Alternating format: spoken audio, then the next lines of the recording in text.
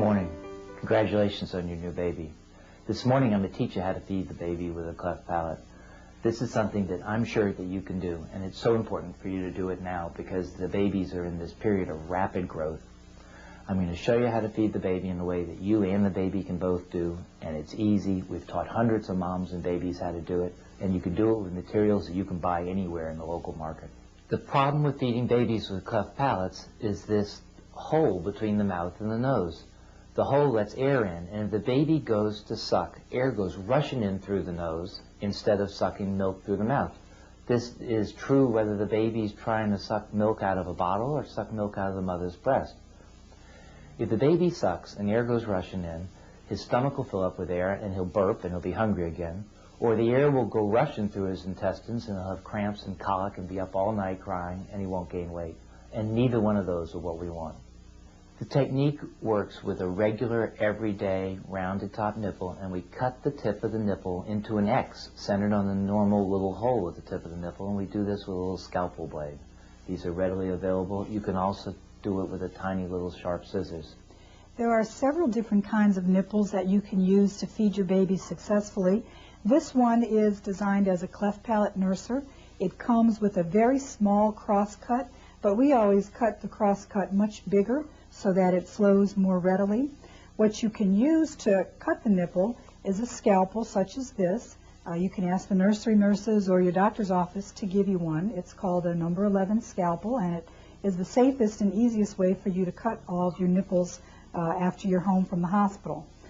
Another bottle that people sometimes use is what is known as a preemie nipple. Some companies make them in red.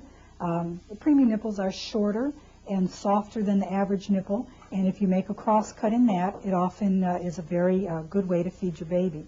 This one is also on a Gradu-Feed, which is a small bottle that you can get from the nursery, and it helps you keep track of how much your newborn baby is drinking when they start off taking small amounts. Another sort of bottle that we sometimes recommend is a bottle with a angle in it. This is designed so that babies won't swallow so much air, and it will help your cleft palate baby have less of an air bubble and to be able to feed more comfortably. And this simply has a nipple that's also been cross-cut on it. The X works so that the nipple doesn't have to be oriented in any special direction. No matter what direction you're holding it, as soon as the baby squeezes his lips or gums or tongue on the nipple, he'll get a mouthful of formula. And the key is to hold the bottle vertically. Start with an X about this size, and at each feeding, make the X a little bit larger using the tiny sharp scissors or a scalpel blade. We want the X to be as large as possible so the baby gets a full mouthful of formula, but we don't want it to be so large that the baby chokes on the formula. So with each feeding or each day, make the X just a little bit larger until one time the baby will sputter, go on the feeding, and then the X is a little bit too large. Take that nipple away from the baby, take a new nipple and cut the X just a tiny bit smaller, and that'll be the right size for the baby. Every week or two, as the baby gets bigger, you'll be able to make the X larger because he or she will be able to swallow a larger mouthful. So go back to that process and experiment again to make the X as large as possible, just shy of the point where the baby chokes on that mouthful. When you feed the baby with the cross-cut nipple, hold the baby with his body elevated partially, not completely vertically, and then hold the bottle upright because it's gravity that makes this system work. Stop and burp the baby twice during the feeding and then once at the end. This is a little more often than we burp babies without clefts because the babies with clefts will still swallow a little bit more air. During the feeding, when you burp the baby, if you get just a little burp, stop there and go right back to feeding the baby. At the end of the feeding, when the baby's finished feeding, if you like to burp the baby, you can whack the baby on the back as much as you want. I just don't want you to waste time during the feeding burping the baby because we only have a fairly small window of opportunity when your baby's interested in eating. And I don't want you to waste it hitting him on the back when you could be spending that window of opportunity when he's interested in feeding, giving him milk. We're going to take advantage of the fact that your baby is programmed. He's born with all the right instincts to feed. Your baby gets hungry and he cries and he gets your attention. You get the bottle, you get all ready. He's frantic, he's ready to feed. Hold the bottle vertically, and he clamps down his mouth on the nipple. And as soon as he clamps down in the mouth and the nipple with gravity, he gets a mouthful of formula.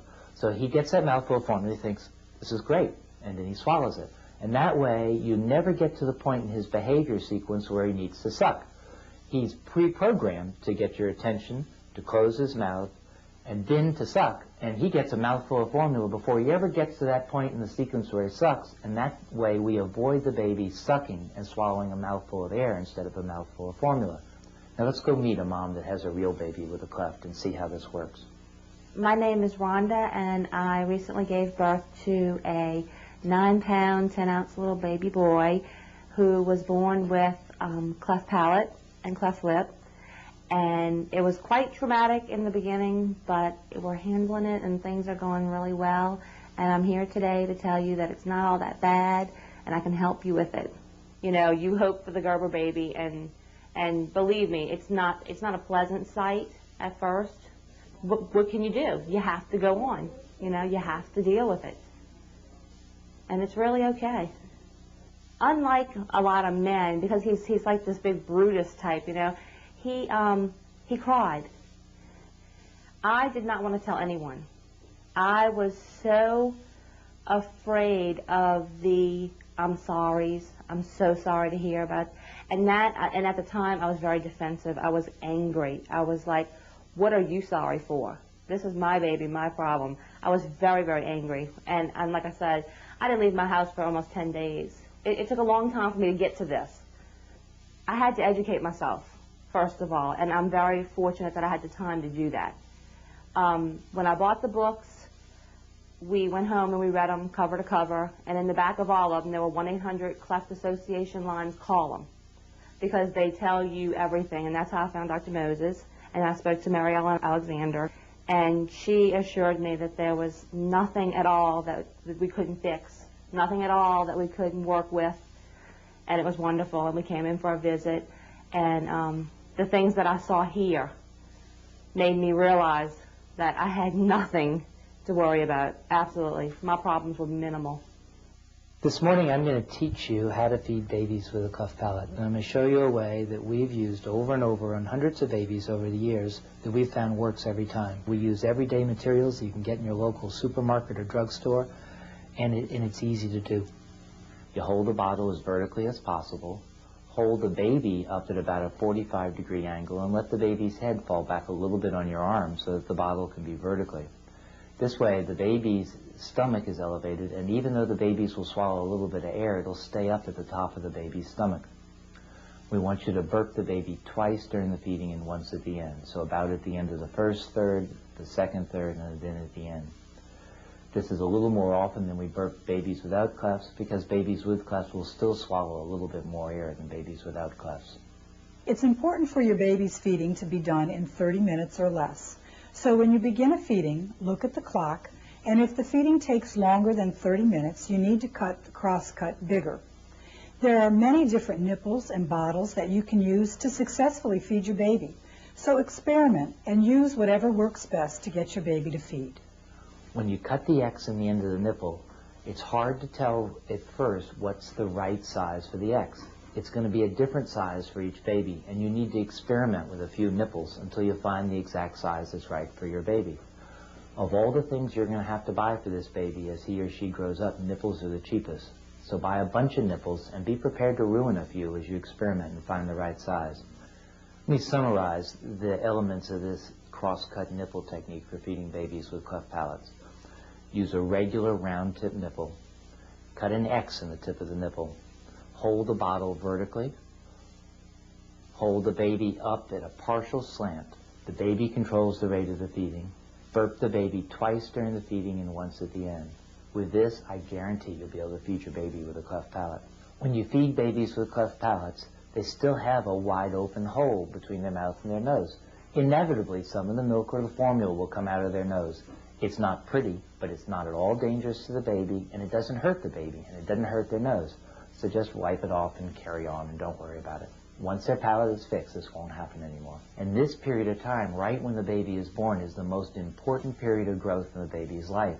Brain's growing, their organs are growing, and your baby needs to be especially strong because it's going to have surgery to fix his cleft lip or cleft palate. Just be patient and it's going to be really, really scary at first. And cut that nipple big enough and make sure that baby gets lots of food. Lots of food to be big and healthy. Congratulations on your newborn baby. I'm sure you can do this. Watch the tape, feed the baby. If you have questions, call your local doctor. But you can do this. I'm confident you can.